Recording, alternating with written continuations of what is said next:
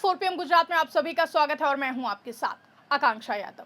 दोस्तों, गुजरात में विकास के नाम पर बुलडोजर कार्रवाई की एक नई घटना ने विवाद खड़ा कर दिया है। 30 मई को सुबह सुबह अचानक 100 से ज्यादा घरों पर बुलडोजर चला दिए गए, जहां जो परिवार पिछले 40 साल से शांति से रह रहे थे, उन्हें ना कोई नोटिस मिला, ना कोई चेतावनी और ना ही सुनवाई का मौका। सरकारी मशीनरी का पूरा इस्तेमाल हुआ, लेकिन सरकारी नियमों का पालन नहीं किया गया। जेसीबी और पोकलेन मशीनें दीवारों में छेद करती हुई आगे बढ़ी, जहां लोग अभी सो रहे थे या चाय पी रहे थे कि उनके घर ढहने लगे। महिलाएं और बच्चे रोते चिल्लाते रह गए। इस घटना को विपक्ष बुलडोजर घोटाला बता रहा है और कह रहा है कि ये बिल्डरों और जमीन माफिया को फायदा पहुंचाने के लिए रची गई एक साजिश है।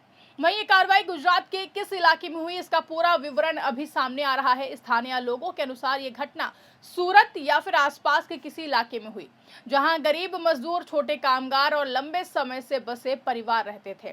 30 मई की सुबह करीब 6 बजे भारी पुलिस बल के साथ बुलडोजर पहुंचे। लोगों को उठने तक का समय नहीं मिला।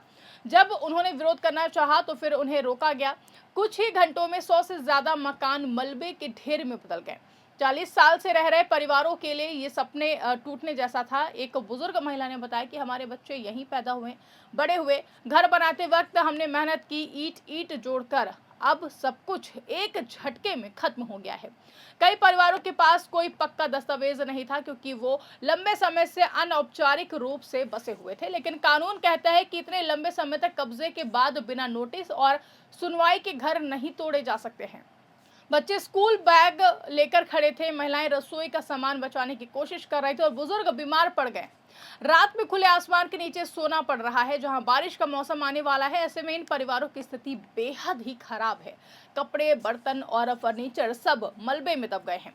भारतीय कानून और सुप्रीम कोर्ट के कई फैसलों में साफ कहा गया है कि किसी भी बस्ती को हटाने से पहले उचित नोटिस, सुनवाई का मौका और वैकल्पिक व्यवस्था देना जरूरी है। खासकर गरीबों और लंबे समय से बसे लोगों के मामलों में और ज्यादा सावधानी बरतनी चाहिए।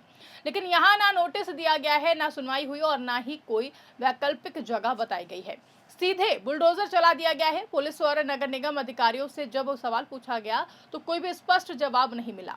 विपक्षी नेता कह रहे हैं कि ये जानबूझकर किया गया ताकि बिल्डर जल्दी से जल्दी अपने प्रोजेक्ट शुरू कर सके। विपक्ष इस पूरी कार्रवाई को बुलडोजर घोटाला नाम दे रहा है। उनका आरोप है कि प्रशासन और सरकार में बैठे कुछ लोग बिल्डरों और जमीन माफिया के साथ मिले हुए हैं। गरीबों की जमीन हड़प कर बड़े अपार्टमेंट, शॉपिंग मॉल या फिर अन्य कमर्शियल प्रोजेक्ट बनाने की साजिश रची जा रही है। पिछले कई सालों से गुजरात में ऐसी घटनाएं बढ़ी हैं, जहां सूरत, अहमदाबाद और वडोदरा जैसे शहरों में गरीब बस्तियों को निशाना बनाए जाने के आरोप लगते रहे हैं। विकास के नाम पर गरीबों को बेदखल किया जा रहा है। वहीं कांग्रेस नेता अमित चावड़ा ने इस घटना पर तीखा हमला बोला है। उन्होंने कहा कि भाजपा सरकार गरीबों के घर तोड़ रही है, लेकिन बिल्डरों को फायदा पहुंचा रही है। उन्होंने मुख्यमंत्री से सवाल पूछा कि बिना नोटिस के ये कार्रवाई किसके इशारे पर हुई है। अगर 3 दिन के भीतर जिम्मेदार लोगों के खिलाफ एफआईआर दर्ज नहीं की गई और पीड़ितों को वैकल्पिक जगह नहीं दी गई तो फिर कांग्रेस बड़ा आंदोलन करेगी। आम आदमी पार्टी गुजरात प्रदेश अध्यक्ष सुदान गढ़वी ने भी इस मामले को उठाया और उन्होंने कहा कि गुजरात मॉडल गरीबों के लिए नहीं है। बुलडोजर सिर्फ गरीबों के घरों पर चलते हैं, माफिया पर नहीं। प्रभावित परिवार अब मुआवजे, वैकल्पिक मकान और दोषियों पर कार्रवाई की मांग कर रहे हैं। उनका कहना है कि उन्हें उनके हक का घर मिलना चाहिए। बच्चों की पढ़ाई, रोजगार और स्वास्थ्य सब कुछ प्रभावित हो रहा है। कई परिवार रिश्तेदारों के यहाँ शरण लिए हुए हैं। सरकार की ओर से अभी कोई भी आधिकारिक बयान नहीं आया है। कुछ अधिकारी कह रहे हैं कि ये अवैध कब्जा हटाने की कार्रवाई थी, लेकिन जब पूछा जाता है कि 80 साल तक कब्जा रहने दिया गया तो इसका कोई स्पष्ट जवाब नहीं मिलता है। विपक्ष इसे सरकार की चुप्पी बता रहा है। वहीं गुजरात में अगर हम बात करें तो पिछले 10 से 15 सालों में कई बार बुलडोजर कार्रवाई हुई है। कभी अवैध निर्माण तो कभी सड़क चौड़ीकरण के नाम पर, लेकिन हर बार बिना उचित प्रक्रिया के कार्रवाई होने के आरोप लगते रहे हैं। इस बार 100 मकानों की संख्या ज्यादा होने के कारण मामला बड़ा हो गया है। ऐसी घटनाएं गरीबों में असुरक्षा की भावना पैदा करती हैं। वो सोचते हैं कि आज नहीं तो कल उनका घर छीन जाएगा। इससे सामाजिक तनाव बढ़ता है। महिलाओं और बच्चों पर इसका सबसे ज्यादा असर पड़ता है, जहां शिक्षा, स्वास्थ्य और रोजगार सभी प्रभावित होते हैं। सुप्रीम कोर्ट ने कई फैसलों में कहा है कि बिना नोटिस के बुलडोजर कार्रवाई गलत है। मानवीय दृष्टिकोण से वैकल्पिक व्यवस्था जरूरी है।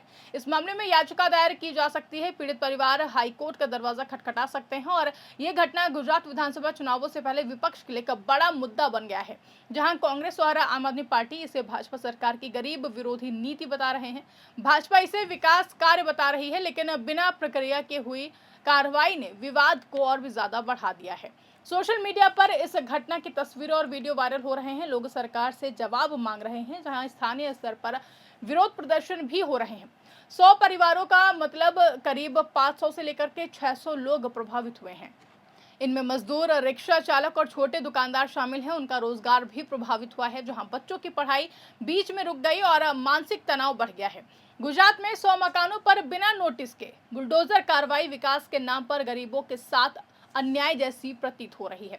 विपक्ष इसे घोटाला बता रहा है। सरकार को तुरंत पारदर्शिता दिखानी चाहिए, पीड़ितों की मदद करनी चाहिए और दोषियों पर कार्रवाई करनी चाहिए।